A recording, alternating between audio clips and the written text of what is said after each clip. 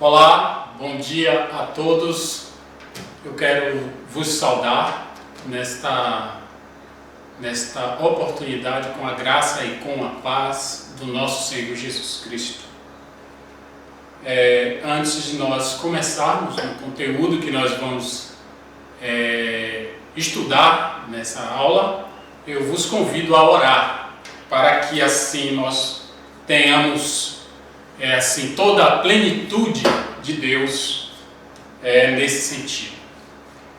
Bondoso Senhor, eu quero agradecer-te por tua bondade, por tua misericórdia e graça, ao ponto que te peço perdão pelos meus pecados, e o Senhor sabe as minhas limitações, que são muitas, mas me coloco à disposição do Senhor para, na instrumentalidade do teu Santo Espírito, repassar aqui a proposta do nosso estudo da lição 7, Bibliologia, com a intenção de que o corpo do Senhor seja edificado, a igreja, o corpo de Cristo. Dá-me, pois, a tua graça e dá também ouvidos para ouvir aos que estão agora diante desta classe. É o que eu te peço, já agradecendo no nome do Senhor Jesus Cristo. Então, amados irmãos, nós estamos com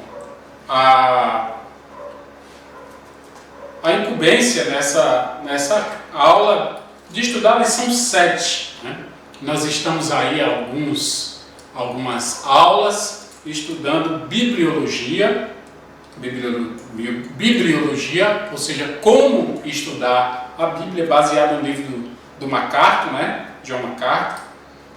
E nós temos na lição 7, como objetivo geral da lição, conhecer os benefícios obtidos a partir da leitura das Escrituras Sagradas, a partir da leitura da Bíblia. Então, nessa lição, ela traz três pontos. O primeiro ponto, leia a Bíblia, é um conselho. E o autor ele vai aqui dar algumas descrições do porquê dessa necessidade. O segundo passo é interprete a Bíblia. E nós vamos aqui estar vendo algumas linhas gerais de interpretação do texto. E o terceiro ponto é medite sobre a Bíblia. Leia a Bíblia, interprete a Bíblia e medite a Bíblia. E o último ponto é aplique. Leia, interprete, medite, aplique. O autor ele considera que, quando se trata da necessidade da leitura das Escrituras, é que para o discípulo, o discípulo, o seguidor de Jesus, o crente, ele lê a Bíblia pelo menos uma vez no ano. Ou seja, 365 dias em que você vai fazer um cronograma de leitura e você vai, durante o ano, aí, de Gênesis a Apocalipse. É interessante que a ordem ela seja mantida, que você leia realmente, como já foi dito aqui anteriormente, o Antigo Testamento, porque a Bíblia ela tem certa cronologia. Então, ao ponto que você lê o Antigo Testamento, você tem mais condições de entender o Novo Testamento. Fica mais fácil. Obviamente que nós sabemos que o Antigo Testamento, pela distância do tempo mesmo, das épocas, em que foi escrito, tem assim a sua suas características intrínsecas e que necessita de maior empenho no sentido de pesquisação para até decifrar algumas situações. Mas esse que é o gostoso das Escrituras, né? Ao passo que você serve a um Deus que, quando a gente entende que quanto mais nós dependemos dele, mas ele se apresenta mais para nós. Então, um Deus que se revela através das Escrituras. E você bebendo, você lendo, você pesquisando as Escrituras, você terá maior conhecimento desse Deus. A capacidade para entender o texto, a capacidade para a leitura está na própria leitura, né? Para quem tem dificuldade de ler a Bíblia, habitualmente, hábito se cultiva e se desenvolve. Então, se você tem dificuldade de disciplina para ler a Bíblia, para orar, ou o que for referente a servir a Deus, então saiba que todas as pessoas, não tem um que não tenha uma área que não tenha dificuldade. Todos nós temos. Agora, esforça-te, né? A Escritura diz, esforça-te e verás a glória de Deus. Então, o autor, no primeiro passo, no primeiro momento, ele diz aqui: nada substitui a leitura da Bíblia, e é aconselhável que se leia uma vez por ano. Então, tem um conselho que já foi dito pelo pastor Éder, citando o pastor Lorival. Ele falou uma coisa que eu achei interessante. Diz: se você comesse fisicamente o que você come espiritualmente, qual seria o seu peso? Se você comesse fisicamente a quantidade que você come espiritualmente, que peso você teria? Né? Então, interessante, eu fiquei inculcado com isso. E assim, nós sabemos que nós temos um conjunto de coisas que corroboram, né, para a saúde, né, do crente. A saúde, a robustez, né, a capacidade de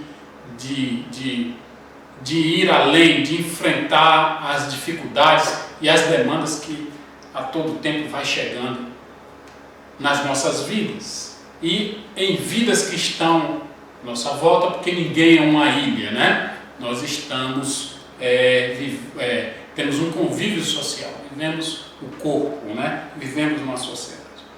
Então, dito isso, a pessoa fala: por que então eu tenho que ler todo dia a Bíblia? E aqui eu abro espaço para contar uma historinha. Diz que um sábio chinês, ele tinha um discípulo, e esse discípulo chegou para ele e disse que estava cansado e queria que ele desse maiores explicações do porquê que ele tinha que ler a Bíblia uma vez. Que em lendo a Bíblia, ele se esquecia logo, em seguida, e depois tinha que ler outra vez, e lendo se esquecia, e não era uma coisa que ele resolvia. Ou seja, ele achava que ler a Bíblia era algo que não trazia solução, ou seja, que era algo que dava mais trabalho do que solução. Porque sempre, todo dia a gente lê e não me resolve, eu não consigo gravar os textos. E ele trouxe essa queixa para o sábio que tinha demandado uma leitura da Bíblia cotidianamente para ele. E a questão era essa: por que eu tenho que ler a Bíblia se eu leio e não gravo os textos? E aí o sábio olhou, ouviu aquela demanda dele, e aí olhou assim e viu um cesto. E logo pegou mandou aquele discípulo dele pegar aquele cesto e descer as escadas e ir até ao rio e buscar água com aquele cesto. Ele não podia questionar, porque da disciplina, né? E ele ficou assim, mas foi lá e pegou o cesto. Foi a primeira vez e trouxe o cesto pingando água. E aí o sábio perguntou para ele: e aí o que é que você vê? Ele disse: eu não consigo trazer água. E ele mandou ir uma segunda vez. E ele foi, voltou com o cesto pingando e tornou a perguntar: o que é que você vê, que você está observando? Que eu estou fazendo um trabalho que eu não consigo resolver, porque eu não consigo, o cesto não retém água. Terceira vez, quarta vez, na sétima vez ele tornou a parar e a perguntar para aquele rapaz. Na oitava vez, na nona, na 10ª vez, o rapaz já cansado, exausto, o discípulo, né? E aí ele perguntou: o que é que você está a ver, a perceber nesse cesto? E aí ele, já exausto, mas ele sabia que ele tinha que resolver aquela problemática, senão ele ia no 11ª, 12ª. E aí foi que ele parou, pensou e disse que o cesto estava lavado. E daí veio a réplica do seu tutor, seu professor, o mestre, e disse a ele: pois é isso. Muito embora você lendo a Bíblia, você não retenha os textos, mas o texto bíblico ele tem poder para purificar os seus pensamentos e transformar seu coração e suas atitudes.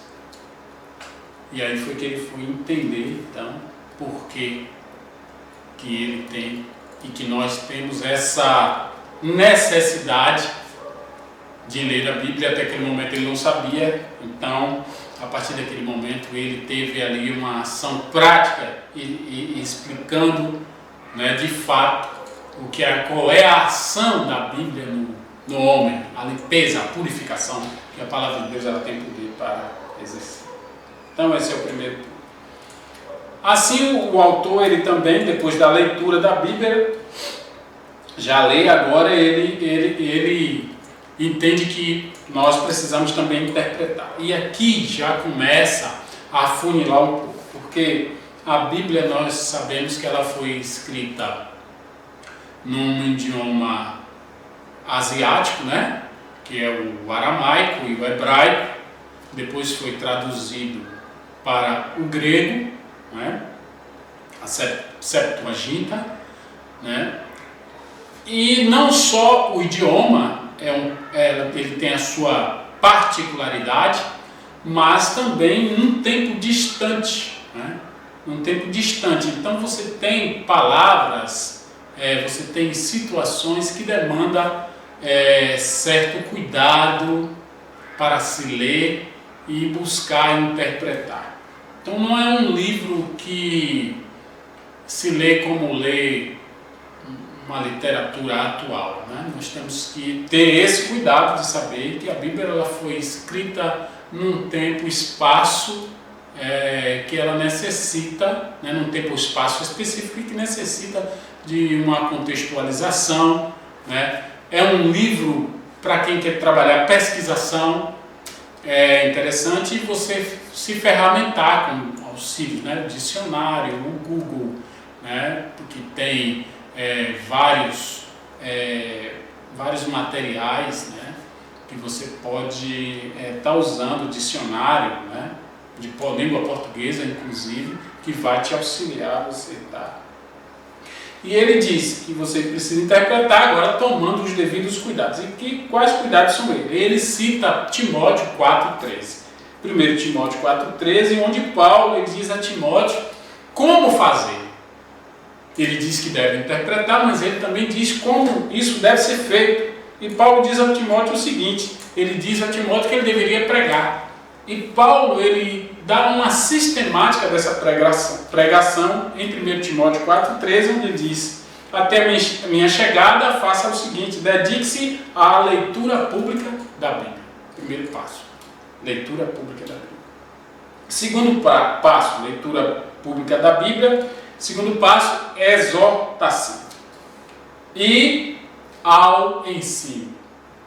Leitura pública, exortação e ensino. Então, Paulo ele dá dicas a Timóteo de como fazer. O que foi que ele quis dizer quando ele falou para Timóteo: leia publicamente, exorte e ensine? Ele quis dizer o seguinte, que Timóteo, você Não pode simplesmente ler e aplicar.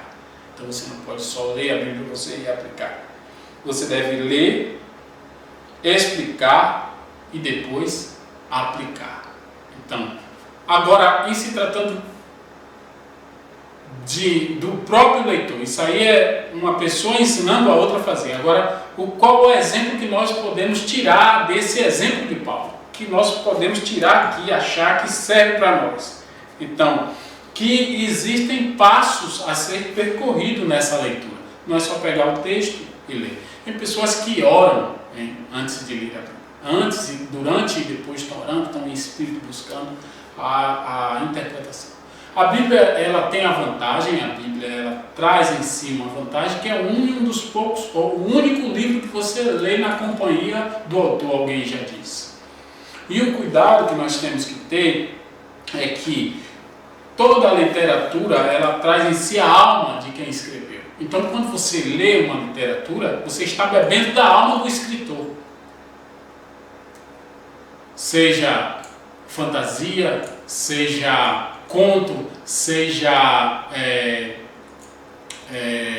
ficção, seja mistério, literatura de mistérios, de ocultismo, ou em se tratando da Bíblia, você vai beber da alma de Deus, do Espírito de Deus. Então, também um conselho e um cuidado que a gente deve ter com determinados tipos de literatura, que tem aí, tendo cuidado, você tem maturidade para saber isso ou aquilo eu devo ler ou não. Então a Bíblia ela tem essa particularidade. Então ele diz para Timóteo que Timóteo tem que aplicar o texto, ler, explicar e depois aplicar. Ler, explicar. O que é explicar? Explicar para você mesmo, tentar entender o texto. Ler, eu tenho que entender e depois eu tenho que aplicar. E qual é a aplicação? A aplicação na minha vida e a aplicação para a vida do meu próximo, que é o evangelismo, a pregação da palavra. Isso está em 2 Timóteo 2,15. Então nós, tendo aí esse entendimento, o autor falou o seguinte: conhecer os benefícios obtidos na leitura da Escritura. Por que aqui, irmãos? Por que nós estamos estudando bibliologia? Cada área do conhecimento humano tem a sua função. Cada área do conhecimento tem a sua função. Se você quer estudar as estrelas, você vai partir da matéria da astrologia. A astrologia é o ramo do conhecimento humano que estuda as estrelas, os astros. Se você quer estudar os fósseis dos dinossauros, você vai procurar o ramo da paleontologia, que estuda os fósseis, né? E aí você tem, se você quer estudar o ser humano, a biologia, se você quer estudar os animais, a zoologia, se você quer estudar o universo e por aí vai, todas as áreas têm o seu ramo específico de conhecimento. Para estudar Deus temos a teologia e para estudar a Bíblia, a bibliologia. Então, quando o autor ele sugere que você tem que ler uma vez por ano, isso aí é bibliologia, não é uma leitura, né, como se fosse uma higiene mental. Então, leia a Bíblia, interprete a Bíblia. Aqui Paulo diz os passos, né? Leia, né? Entenda, que é a explicação, e aplique, né? Tendo esse entendimento, né? Esse entendimento, há 3 erros que não devem ser cometidos. Então, quais são os erros que eu não posso cometer quando eu estou para ler as Escrituras? Então, não faça a Bíblia dizer aquilo que você quer que ela diga, ou seja, não torça o texto. E aqui eu abro parênteses para 2 lacunas. A primeira é que, quando o autor diz não faça a Bíblia dizer o que você quer que ela diga, isso aí é de uma forma perniciosa. Porque, para quem prega, quem faz uso da palavra, você tem a liberdade de fazer inferência. A inferência não é algo que altera o texto. mas é algo que ajuda a trazer clareza ao texto. As pessoas que pregam, que usam púlpito, eles podem fazer inferência. Mas o autor ele adverte aqui quanto um outro termo chamado exegese. Exegese é você extrair do texto o contexto, não é? As situações, a circunstância, quem, para quê, por quê, onde. Isso aí é exegese. Então você tira do texto para fora. E tem um outro termo chamado exegese, que é quando você torce o texto e você traz de fora para dentro do texto. É isso aí que o autor ele condena, ele está dizendo, não faça, não torça o texto, porque a Bíblia, ela explica a si própria. A Bíblia explica a própria Bíblia. Então, não faça a Bíblia dizer o que ela não está dizendo. Ponto 2. Evite interpretações superficiais. Ah, por que isso? Ah, porque Deus quis assim. Ah, por que Jesus escolheu 12 discípulos? Ah, porque Ele é Deus. Então, se você não tiver baseado no texto, se você não tiver conhecimento de causa, você não vai entender que naquele tempo você tinha que ter, para você ser um rabino, você tinha que ter uma escola, era costume judaico, né? Era costume de Deus, costume dos judeus, uma escola de discípulos, escola de profeta. Se você tivesse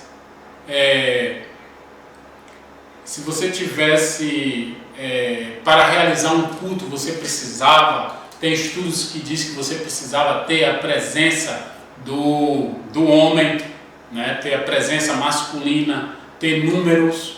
Então os judeus eles têm isso bem definido. Então Jesus diz que para realizar um culto, há estudos que dizem que você precisava ter 10, e Jesus tinha 10 mais 1, né?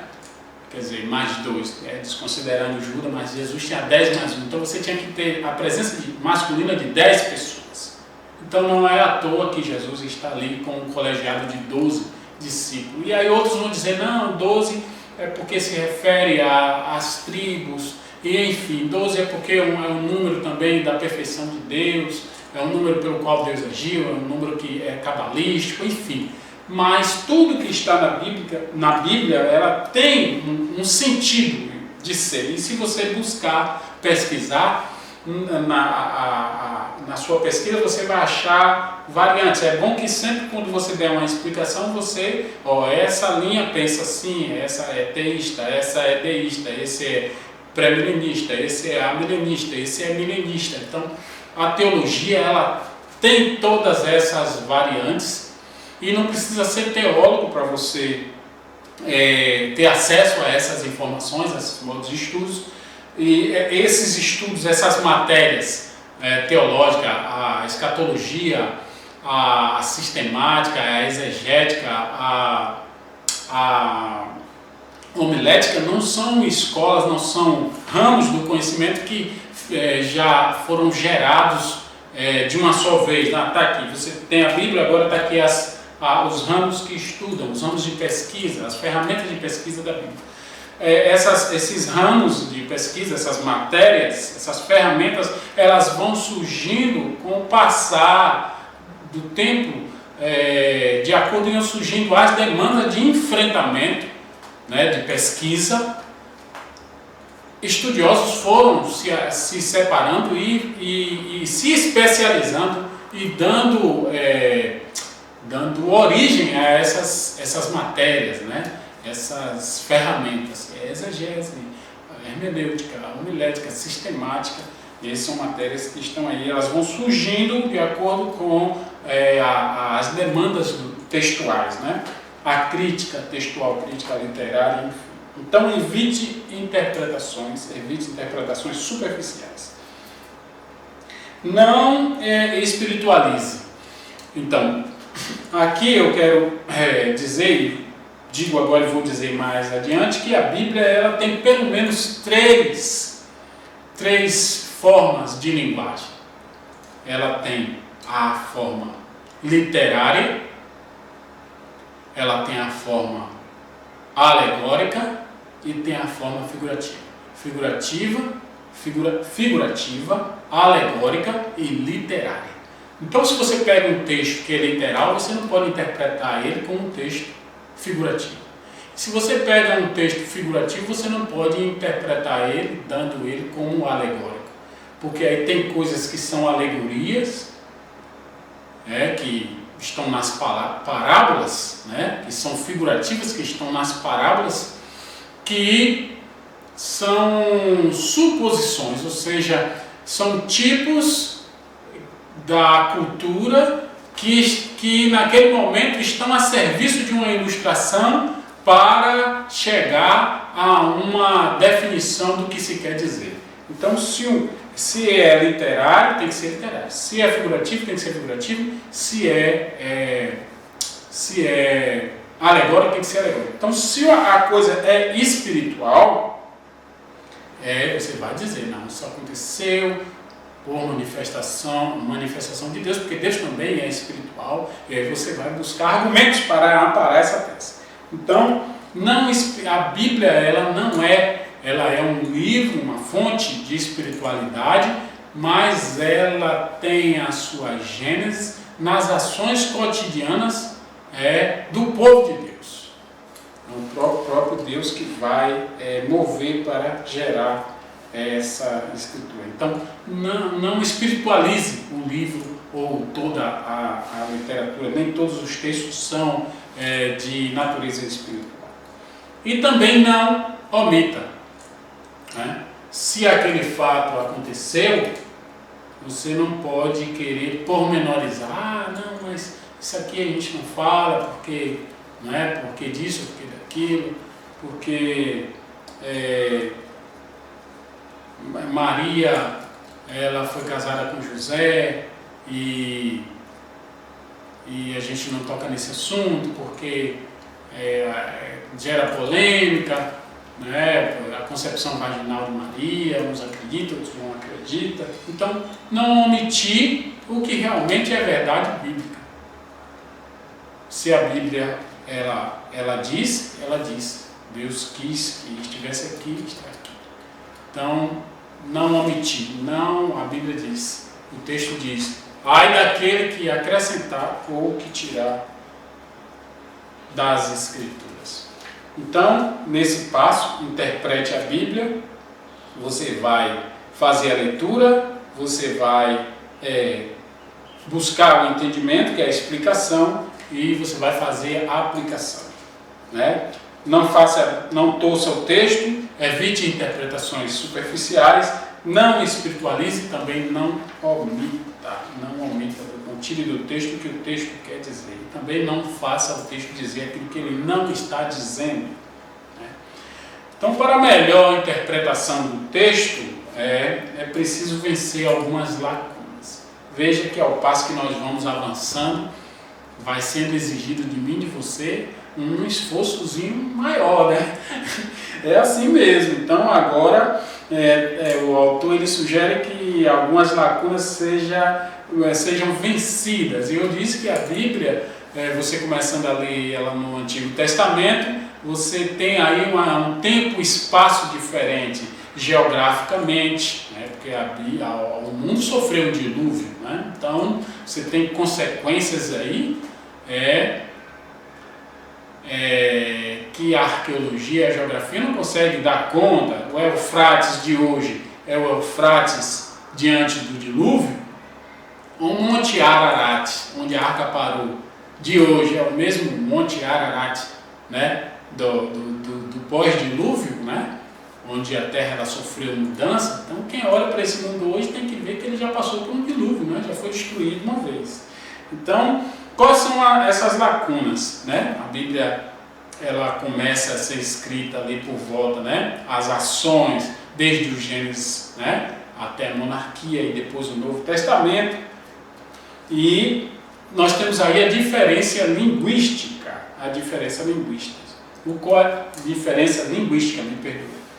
E que diferença é essa? A diferença linguística, ela vai abordar as mudanças ocorridas na língua né, com o decorrer do tempo. Então eu trouxe aqui um exemplo de uma palavra que surge aqui no Brasil colonial, que é vossa mercê.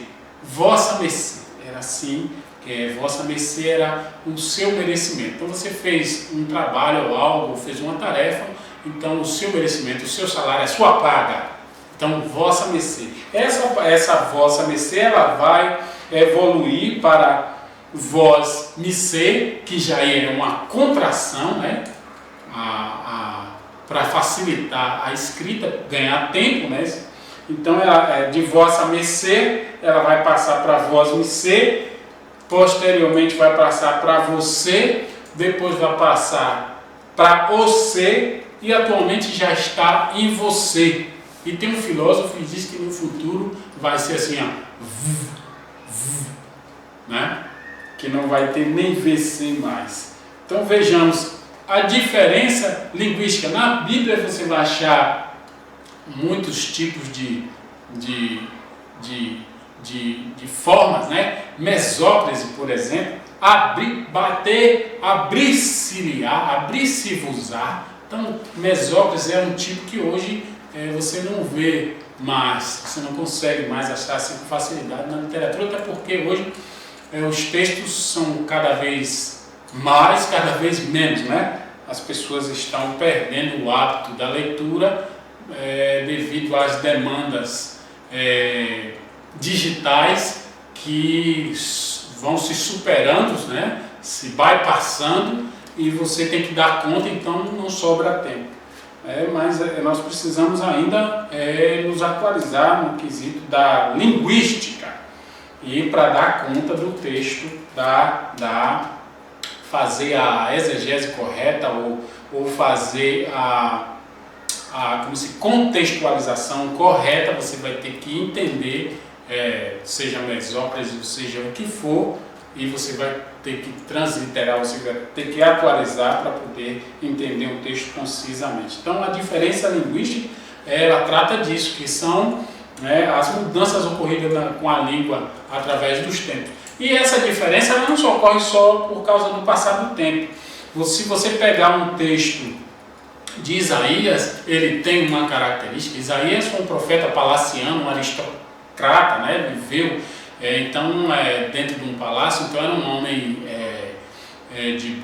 que falava bem, que conhecia bem a escrita, porque nesse tempo a escrita e a educação era coisa de poucos, né?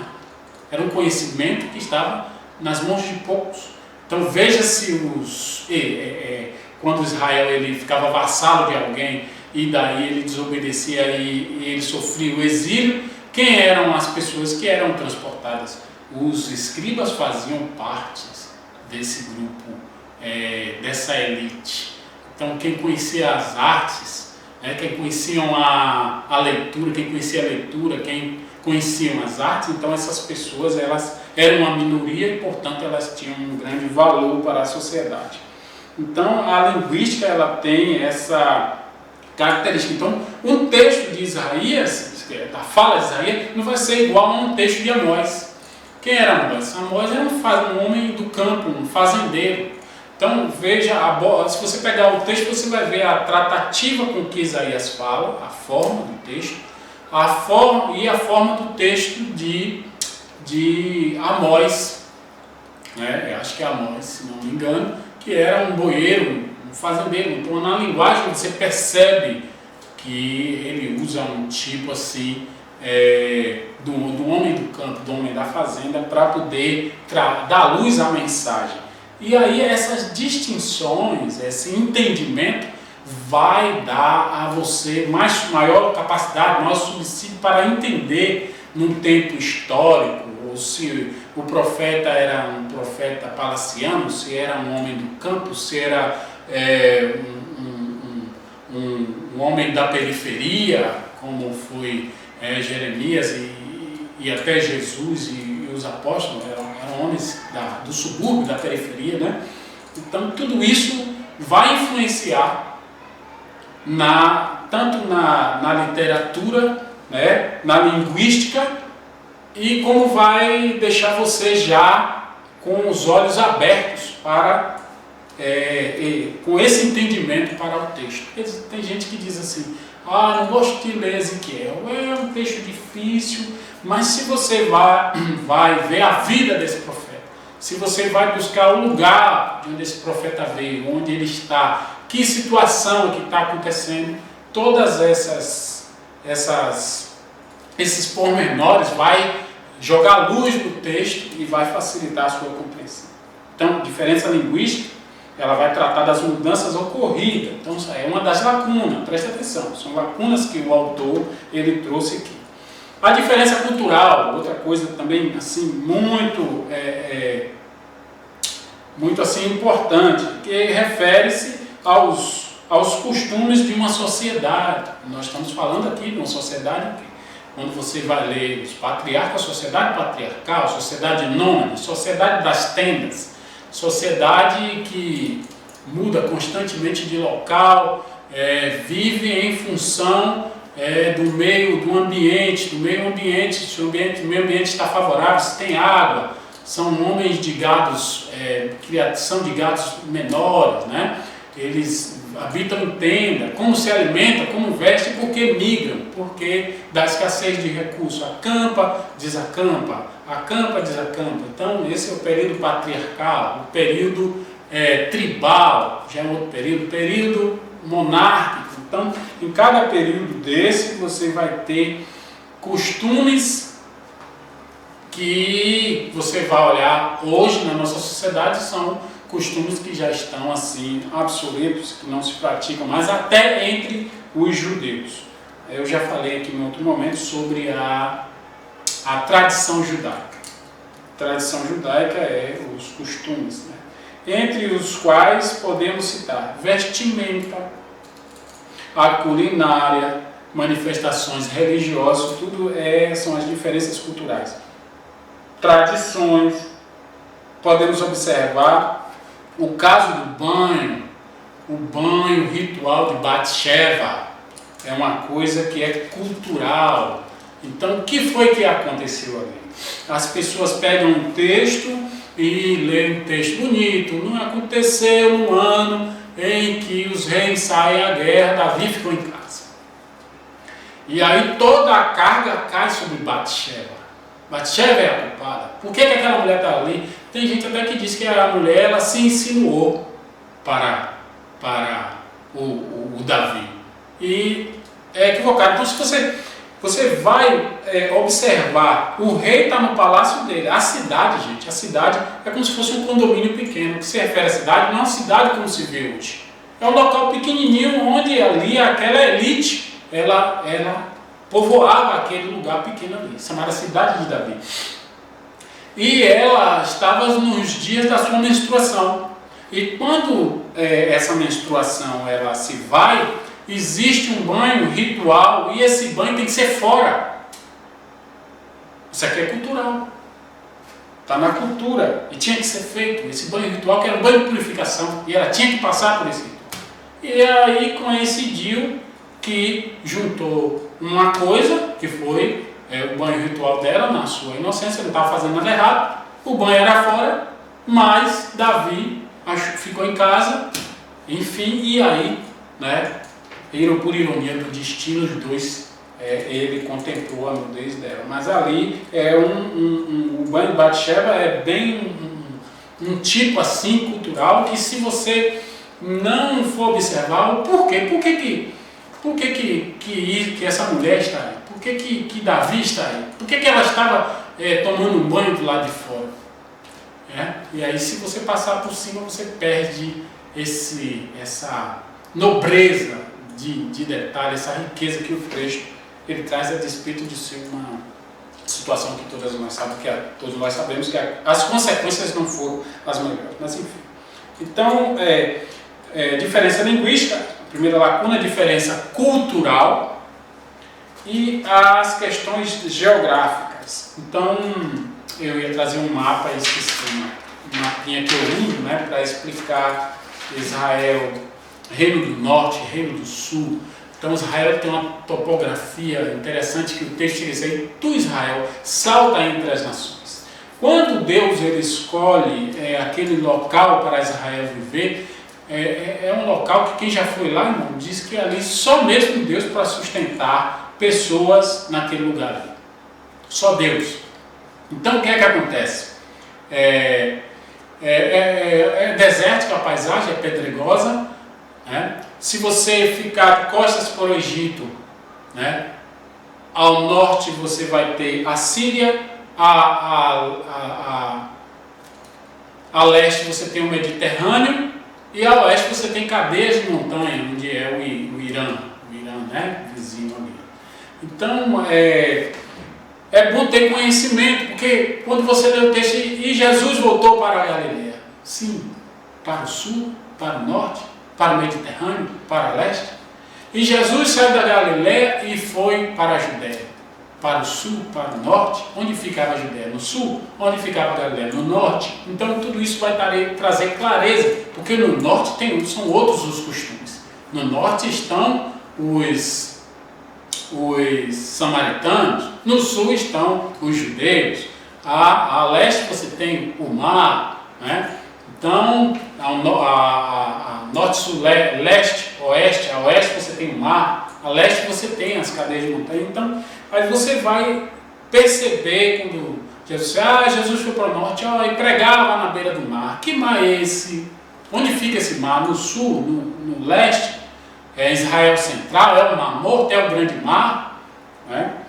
E uma outra coisa que você tem é pessoas que são identificadas por enunciados geográficos, tipo a viúva de Serepta. Onde fica Serepta? E por que ela é a viúva de Serepta? Né? A Maria de Magdala. Por que Maria de Magdala? Porque Maria pertencia a uma região chamada Magdala. Jesus Nazareno, para distinguir o tipo, porque Yeshua, que é o mesmo nome dado para Josué, é o mesmo nome de Jesus, Yeshua, existiam outros Jesus. E aí, esse Jesus é Jesus, o filho de José, vai se chamar assim, é Jesus o Nazareno, né? O Galileu, ele vai ocupar esses nomes. E isso aí também tem a ver com a cultura e tem a ver também com a geografia, né? Norte, sul, leste, oeste. Naquela passagem mesmo diz o texto em Lucas 10, verso 30, onde descia um homem de Jerusalém para Jericó. Para Israel nunca se desce, sempre se sobe. Você pode estar num lugar mais alto do que Israel e você nunca desce para Israel, para Jerusalém. Você sempre sobe. Subamos a Jerusalém. E aqui o texto diz, usando a geografia, mas usando também um termo cultural. Então, tem texto que você vai achar duas coisas. Você vai achar a cultura e você vai achar também a informação geográfica. Ele de fato descia, porque esse caminho chamava caminho de sangue, né? Era um caminho deserto onde acontecia muito desastre. Mas, salvo engano, Jerusalém está a 2.800 metros, né? Para chegar a Jericó, 2.800 metros de descida. Mas, na verdade, ali o texto quer dizer que aquele homem estava em decadência. Ele descia. Então você tem a informação geográfica, você tem a informação cultural. Porque o bom samaritano ele não está descendo. Ele está indo de viagem. Por quê? Jesus não estava em decadência. E quando cita o bom samaritano, está atribuindo a pessoa de Jesus, a pessoa de Yahvé, de Deus. E Deus não está em decadência. Por isso, diferente de todos os outros tipos, do levita, do sacerdote e do homem que foi salteado, o samaritano ele não está descendo, ele está indo de viagem. Então, nesse aqui você tem tanto a questão geográfica, informação geográfica, como você tem também a informação cultural. E o outro texto a outra lacuna é diferença linguística, diferença cultural, de questão geográfica e distância histórica. Em que período ocorreu? Período patriarcal? Que período Abraão saiu da terra de Ur dos Caldeus porque ouviu uma voz e ele criou? Que período foi esse? Que período Isaac peregrinou do Egito? E que período Jacó fugiu? Qual foi esse período? Então, esses períodos tem também forma de você aí saber buscar essa informação. Foi no tempo da lei? Foi no período monárquico? Foi no período da graça? Então, foi no primeiro século, não é? AC, DC, né? Então isso é interessante você ter essa informação. Já estou finalizando. Além dessas lacunas, o autor também ele elenca alguns princípios para interpretar a palavra de Deus, saber o princípio literal, primeiro princípio literal, segundo princípio histórico, terceiro princípio gramatical, quarto princípio da síntese, e o último princípio, quinto, princípio prático. O que é o princípio literal? Eu já disse aqui que não só literal, respeitar a literatura, mas que nós temos 3 formas, mais ou menos, de você ver o texto. Então, ele é literal, ele é figurativo e ele é alegórico. No texto que diz, por exemplo, Noé soltou uma pomba, e a pomba, ela voltou trazendo um galho de oliveira. Muitas pregações, muitas mensagens gostam de usar aquilo ali para tipificar, né? O Espírito Santo, o galho da oliveira simboliza Jesus, enfim, né? Isso aí são alegorias. Tem também um texto onde há um relato de que, sendo Jesus batizado, isso é João, né?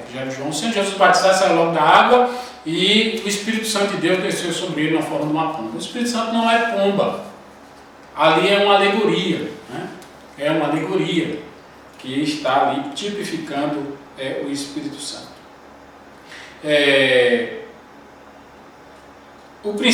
Esse princípio é o princípio literal. Literal, alegórico e figurativo. Então, você precisa conhecer quando o texto é literal, quando o texto é figurativo, distinguir, ter essa distinção. O princípio histórico, porque, aí diz o texto, porque eu sou o Senhor teu Deus, o Santo de Israel, o teu Salvador, dei o Egito por teu resgate, a Etiópia e a Sebá em teu lugar. Olha, um texto de Isaías, capítulo 43, verso 3, e que aqui, nessa literatura, foi uma manobra política e histórica. Isso aqui não é figurativo, não é alegoria, isso é um fato que aconteceu, um relato histórico, onde Deus, pelo seu poder, deu realmente o Egito e a Etiópia por resgate do povo de Israel. Isso aconteceu, está em Isaías 43. Então, princípio histórico, o que isso traz de contribuição para a leitura bíblica? É você saber, você procurar entender quais são as circunstâncias, digamos assim, quais são os acontecimentos, né, históricos que estão ali naquele momento, acontecendo, que está ocorrendo ali naquele momento. Né? Quem é o reinado? Qual é o reinado? Qual é a fase da história? Isso é a idade do ferro? Isso é a idade do cobre? A idade do bronze? Que tempo é esse? Né? Então, é interessante você buscar a distinguir o período histórico, o período da história que aconteceu, e também os fatos históricos que vão acontecendo. São profetizados e eles vão ocorrer na história. Princípio gramatical. E aqui tem um texto, quando diz assim, Isaías morava com o rei. E eu não posso desprezar a gramática. Porque se eu não buscar a gramática, esse texto vai me levar a pensar que Isaías sempre morou com o rei. Mas a forma gramática de Isaías morava com o rei revela um tempo verbal que aconteceu no passado e que se encerrou no próprio passado. E essa informação é importante, porque se o texto está dizendo que Isaías morava com o rei, o texto quer indicar que aconteceu algo de importante ao Isaías deixar de morar com o rei. E nós sabemos a história, Isaías era um profeta palaciano. E o texto que diz da conversão de Isaías começa dizendo, no ano em que morreu o rei Uzias. Então, quando o texto diz assim, Isaías morava com o rei, e esse tempo verbal indica uma ação que acontece no passado, que se encerra no passado, pode-se entender que houve perdas, né? houve uma perda, houve uma circunstância que influenciou ali na conversão de Isaías, houve uma mudança de governo, Isaías perdeu poder, enfim, né? Uma ação que se iniciou no passado, que encerrou no passado, que traz aí, que deixa você, não, isso aqui tem uma informação importante aqui, houve algum desdobramento para o texto estar nessa forma verbal. Então, o princípio gramatical. O princípio da síntese é também a exegese, né? O princípio da síntese que é o resumo analítico, ou seja, entender o trecho abordado e as ideias abordadas pelo autor. As ideias abordadas pelo autor. Esse é o princípio da síntese. O princípio prático, isso que o texto está a exemplificar, pode ser aplicado à minha vida, pode ser aplicado, eu posso sacrificar um animal, eu posso ungir com óleo, eu posso botar água para ungir, eu posso fazer prova de Deus, eu posso abrir o mar vermelho, eu posso andar por sobre as águas. Então, o princípio prático, tem que ter cuidado. Isso que o discípulo fez para eu fazer, eu vou sair do ferry-boat e vou andar por sobre as águas, né, para provar a Deus. Então, isso é o princípio prático. Tem que ter discernimento. Tem coisas que são constantes, né? Esses sinais seguirão os que creem. Marcos 16, verso 15. Que sinais? Né? O poder de curar, de pregar, de evangelizar, de levar a palavra, de orar pelos enfermos. Então, são textos que nós precisamos, né, ver aí o princípio prático. É para os nossos dias? Não. Foi para aquele tempo? Vigora até hoje? É uma profecia contemporânea, né? Tem profecias que ela tem a sua contemporaneidade, ela é um vaticínio escatológico, está sempre ativa. A palavra de Deus toda ela ativa, né? Toda ela se... E, finalizando o 3, né? Eu disse que tinha 3 pontos, medite sobre a Bíblia. Né? Medite sobre a Bíblia, já estou encerrando. A Bíblia, ela é a palavra de Deus. Então, 5 razões para meditar na Bíblia diariamente.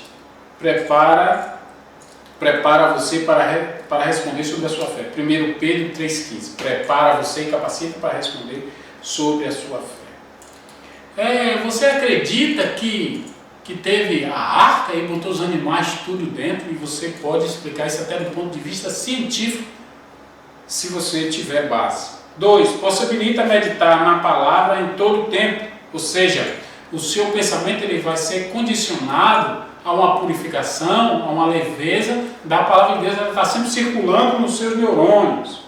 3. Deixa mais sábio para que tome atitudes corretas na sua vida. Salmo 19, verso 7. Vai anotando. Primeiro foi 1 Pedro 3,15. Prepara para responder sobre a sua fé. Salmo 16, verso 7. Possibilita meditar na palavra o tempo todo. Terceiro ponto. Deixa mais sábio. Salmo 19, verso 7. 4. Possibilita não se esquecer dela com facilidade. Salmo 119, verso 11. 5. Protege contra falsos mestres e falsos ensinos. Mateus 24, 24. E finalizando aqui, aquele que não se separa tempo para meditar na Bíblia, aquele que não separa tempo para meditar no que a Bíblia diz, vai ter que separar tempo para cuidar das consequências geradas por essa ausência de leitura. E esse conselho serve para tudo. Aquele que não ora, para que essa oração dê cabo de demandas no seu caminho, vai ter esse tempo que você não investiu na oração, vai ser o tempo que você vai investir para solucionar problemas que a oração ou que a leitura da Bíblia ela poderia dar cabo, ela poderia ali minimizar ou até excluir do seu caminho. Porque foi o Senhor Jesus que disse: examinar as Escrituras, examinar,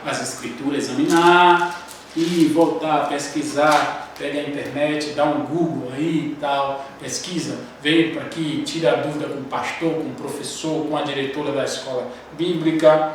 Examinar as Escrituras, porque vós cuidais de ter nela vida eterna. João 5,39. E agora, o que a gente faz? e a gente ora para agradecer. Muito obrigado. Vamos aqui orar. Senhor Deus, eu quero te agradecer por este momento de riqueza, de conhecimento na tua palavra. Te agradeço por um espaço que o Senhor tem preservado, esse espaço da palavra, do estudo da palavra. Pai, abençoa a diretora Soraya e a diretora irmã Karine e o pastor Heber. Abençoa os professores, todos eles, os que estão nos grupos do Meet, do Zoom, do YouTube, ou que estão fazendo presencial, ou semipresencial, como é o Mais, aqui dia de quarta-feira, ou dia de quinta-feira, que também não deixa de ser um discipulado, que é o estudo da palavra. Abençoe, Pai, esses espaços. Senhor, que essa palavra, esse ensinamento de hoje, esse estudo do livro do John MacArthur, possa ser revisto pelos irmãos em outro momento, e que o Senhor abençoe tanto os que estão agora presentes como os que verão depois. Que Deus abençoe. Muito obrigado.